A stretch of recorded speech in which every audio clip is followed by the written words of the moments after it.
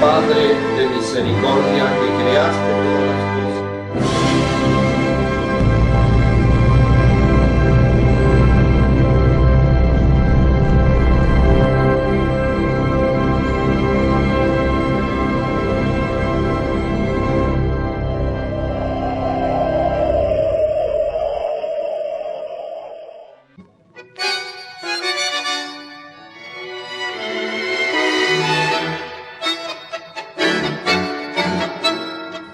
En este nuevo bloque de Huellas vamos a seguir hablando de sanfrancisqueños como lo hemos hecho en varios bloques, de sanfrancisqueños que se han proyectado en sus actividades a niveles provinciales y a niveles, en este caso, nacionales. Hoy vamos a hablar de actores, de hombres que formados, criados en San Francisco, llegaron a tener una presencia en el mundo del espectáculo de nuestro país muy, pero muy importante, fundamentalmente en todo lo que tiene que ver con la actuación vinculada a la cinematografía.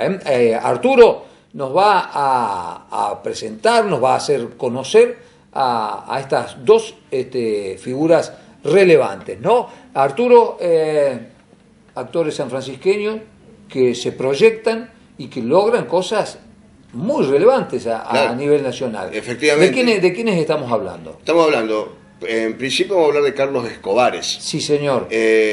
Carlos Escobares era un joven que se cría, efectivamente, como decís vos, aquí en San Francisco, y siendo muy joven también, él, allá por la década del 1940, se va de San Francisco porque tenía una muy buena voz, tenía su presencia también, y va a Buenos Aires. Un pintón de los 40. Claro, ¿no es cierto? Típico personaje de aquellos años, estamos hablando de 70 años atrás. Sí, señor. Él va a Buenos Aires a probar suerte en la radiofonía, Sí, que señor. era el fuerte, digamos, después de la cinematografía, venía la radio. Y la radiofonía en términos de medio de comunicación en los 40 era un boom comparable, podríamos decir, a lo que es Internet hoy. Sí. Tranquilamente. Sí, por supuesto. Poder escuchar la voz de alguien que hablaba a tanta distancia era algo maravilloso. Claro.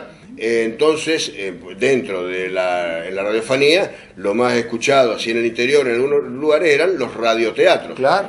Que no son los radioteatros que conocimos nosotros acá, entre los años 60 y 70, que eran los radioteatros de la tarde, Sí, sino señor. los nocturnos de Buenos Aires, que eran todos programas de muy buen nivel. Sí, señor. Los otros que se escuchaban acá también eran de buen nivel, pero quiero decir que tenían una función diferente. Y que requerían para su puesta al aire de actores, obviamente. Necesariamente.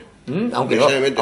no los visualizara, pero Los había una actores, actuación a través de la Los voz. actores de esos radioteatros y los locutores, incluso los locutores de las radios de Buenos Aires, donde estaba lo más importante en aquel momento, eran figuras que trascendían también a través de las revistas del espectáculo. Claro. Las revistas del espectáculo, ¿no es cierto? Los seguían mucho y qué es lo que hacían, qué programa hacía, Claro. los pases de radio.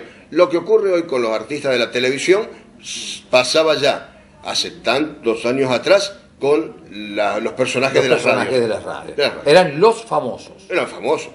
Entonces Carlos Escobares va a Buenos Aires, comienza a incursionar en lo que era Radio El Mundo después, Radio Belgrano, Radio Splendid de aquella época, y desde ahí él pasa después a tener algunas nociones de actuación también y se incorpora a la filmación de películas. No obstante, tuvo entre 1948 y 1958 que él hace su participación en películas.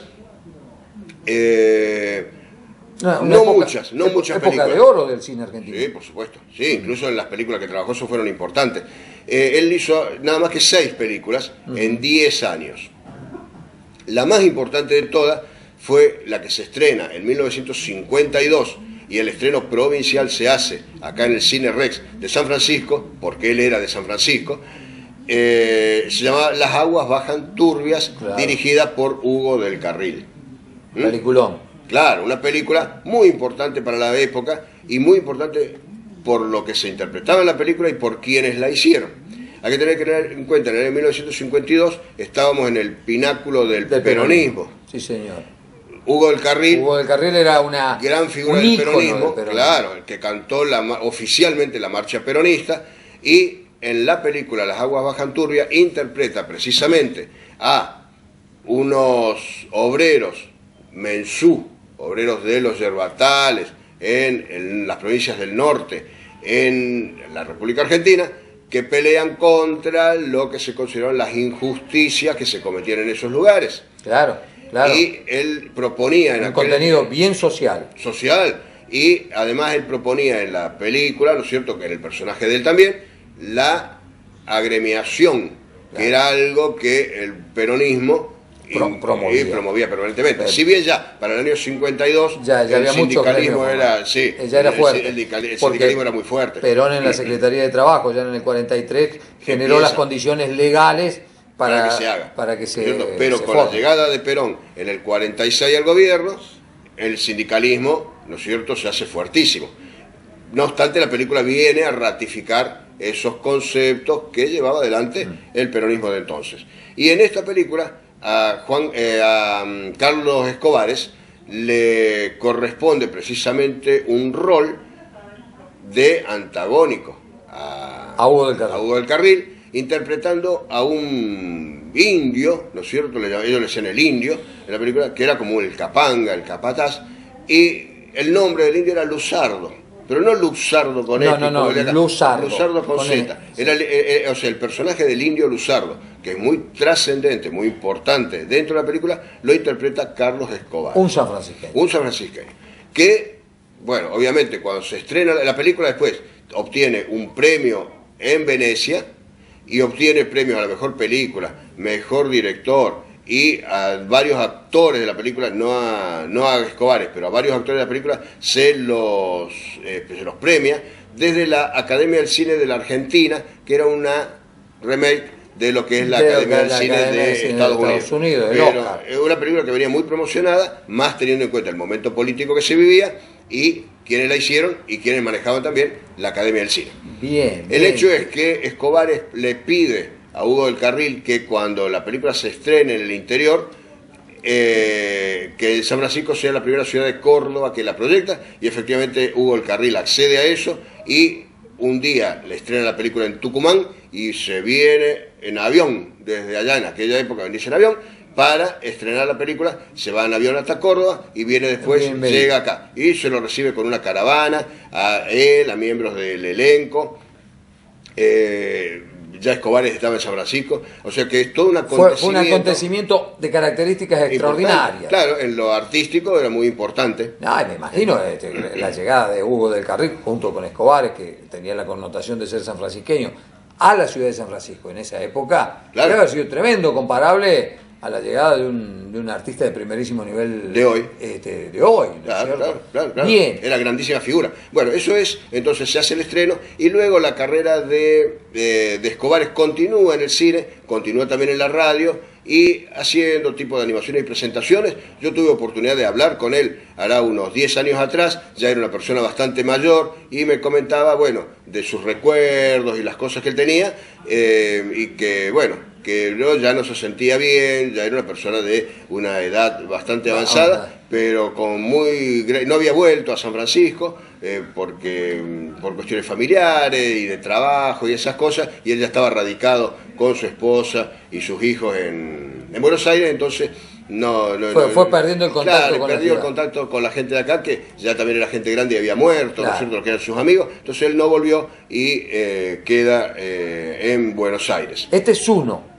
Ese es Carlos Escobares, que incluso la última película que él hace es una película también muy importante que se llama Rosaura a las 10, basada en un libro de Marco de Nevi, y ahí Carlos Escobares también tiene una participación. Bien. Tenemos otro actor, ese es uno. Juan José Míguez. Y el otro es Juan José Míguez, en la misma época, pero con una trayectoria mucho más extensa y tal vez más reconocida dentro de la cinematografía argentina que la de Carlos Escobares. Míguez comienza a filmar todavía antes que Escobares en Buenos Aires, va con el mismo objetivo, si bien Escobares tenía el aspecto de un criollo, ¿no es cierto?, como el nombre lo indica, y el personaje, incluso los personajes que él hacía después del cine también, Míguez era un tipo más bien alto, rubio, era la antítesis de lo que era Sí, Escobar. Escobares. También de muy buena voz, muy buena presencia, va también a Buenos Aires para ser locutor, no actor, sino locutor, en radios de Buenos Aires, en Splendid, en Belgrano, en El Mundo, que Sí, eran la los radio clásicos de la época. de las radios de la época, y de ahí pasa a la cinematografía. Y tiene una variedad de películas hechas muy grande, de todo modo ninguna tan trascendente como Las aguas bajan turbias, que hizo Escobares. Sí, señor. Pero, por ejemplo, dos películas en las que filmó Míguez, en protagónicos, hizo mucho papel protagónico, Escobares hizo más bien papeles secundarios en muchos casos, trabajó con Eva Duarte, antes de ser En Eva su Duarte época de Perón, actriz. en su época de actriz.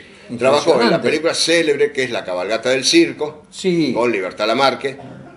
Esa es la de la cachetada. Claro, esa es la película en la cual se produce o se recuerda ese enfrentamiento entre actrices, que era Libertad Lamarque, protagónica total en aquel momento, y Eva Duarte, que era más secundaria Exacto. en ese instante, donde hay ese enfrentamiento, pelean. que lo que se comenta es que, bueno, evidentemente que cuando llega después Eva Duarte a la posición política y social a la que llega luego, Libertad Lamarque deja la Argentina y se va a radicarse se a produce México. como una especie de Pero condena. claro, el choque inicial está dado en esta En película. esta película protagonizada por un Y sanfrancisqueño. protagonizada precisamente con Míguez. Y la otra película en la que actúa Eva Duarte y Juan José Míguez es La pródiga, que es una película que se filmó tan sobre el año 45 que cuando Eva Duarte llega, digamos, a la posición política que tenía y ser esposa del presidente, Exacto, la la primera película dama. no se estrenó sino hasta el año 1984. No se estrenó hasta el año 84. Hasta el año 84 no se Directamente, nunca se puso al aire. Nunca, pasó, digamos, todo el peronismo, todos los gobiernos militares, todos los gobiernos que hubo desde esa época hasta el retorno a la democracia se estrena recién en el año 1984. Como una curiosidad se estrena para esa época, porque la película tenía como 40 años. Claro, nada más que como una curiosidad y por haber sido una película que nunca había sido estrenada. Y este protagonizada motivo, por Eva Duarte. Protagonizada por Eva Duarte. ¿Y habrá habido algún pudor respecto del lugar que ocupaba? Claro, posiblemente. Hay que tener en cuenta, ¿no es cierto?, que también para la ¿O habrá época, habido alguna escena fuerte, algún beso, alguna cosa así que posiblemente, pueda haber? posiblemente, pero ellos decidieron, ¿no es cierto?, no estrenar No la ponerla al película aire. y bueno, no se estrenaba, por cierto. Bien, el caso es que Míguez continúa, de todos modos él, a diferencia de lo que pasaba con Hugo del Carril, por ejemplo, que al caer en 1955 el peronismo es estigmatizado completamente y es sacado de hasta varios años después, ¿no es cierto?, sacado de los círculos artísticos, no lo en la contrataban en ningún lado. canción, en las películas, todo, no lo contrataban en nada, porque era muy claramente identificado con el peronismo. Años después recién se le levanta esa condena de alguna manera que le habían hecho los propios gente del espectáculo. Claro. En cambio, Juan José Míguez él continúa su carrera, llega a tener 39 películas filmadas. Impresionante. E incluso fue partener en varias películas con Isabel Sarli. O sea, él filma con Eva Duarte, con Isabel Sarli, filmó con todos. Isabel Sarli en esas películas en las picantes. claro, en el momento de fuerza de Isabel Sarli con Armando Bo. Claro, ¿cierto? O las sea, películas esas como era un poco Fuego, la como todas contraparte, esas. claro, la contraparte de Armando Bo era Sanfrancisqueño. Era sanfrancisqueño, que era Míguez, precisamente por lo que te dije antes, por la presencia así física que tenía él, que hacía como un galán maduro, que le llamaban en la época, que, claro, competía, digamos, de alguna manera, por el amor de Isabel Sarli con Armando Bo. Mira vos. Tuvo muchas películas de ese tipo y además en el final ya de su carrera, porque él muere en la década del 90, en el año 95, había nacido en 1918, o sea que estaríamos pronto al centenario del nacimiento de Juan José Míguez, muere en el año 95. Entre las últimas películas que él hace es cuando en los años 80 se hace la serie de los superagentes, con Tiburón, Mojarrita, Sí, donde también estaba Víctor Bo. O sea, él tenía una muy buena relación con Armando Bo, con claro. los Bo. Los Bo tenían buena relación con San Francisco también. Claro, Armando Bo viene de Brinkman, en San Francisco. Claro, en Brinkman tenían frigorífico. Para el estreno de Las aguas bajan turbias viene Armando Bo acompañándolo a Hugo del Carril también. con la familia Nievas de San Francisco, donde estaba el Chango Nieva. Armando Bo tenía relación porque el Chango Nieva había trabajado en las películas de él. O sea, había una relación entre Armando Bo y Víctor Bo y San Francisco en aquel momento. Y entonces Víctor Bo lo pone también en las películas y el jefe de los superagentes es Juan José Míguez. Nuestro sanfrancisqueño, ¿no es cierto? Se puede decir un género menor, por supuesto, ¿no es cierto? Nada que ver con aquellas películas que filmó. Pero tuvo una trayectoria muy larga, ya te digo, de 39 películas, pero ninguna que llegó al nivel de lo que fue Las Aguas Bajan Turria, que había interpretado Escobares, que hizo nada más que 8 películas. Bien, Arturo, muy lindo este bloque, donde repasamos la vida de estos dos actores sanfrancisqueños que se proyectaron al mundo, que salieron alguna vez de San Francisco con un sueño y tuvieron la posibilidad de cumplirlo. Nos encanta presentar estas historias de vecinos nuestros a los que les fue muy bien en otros lugares, ¿no? En la provincia o en el país. Así que encantados de poder haber escuchado a Arturo que nos cuente sobre la historia de Carlos Escobares y Juan José Míguez en este bloque de Huellas.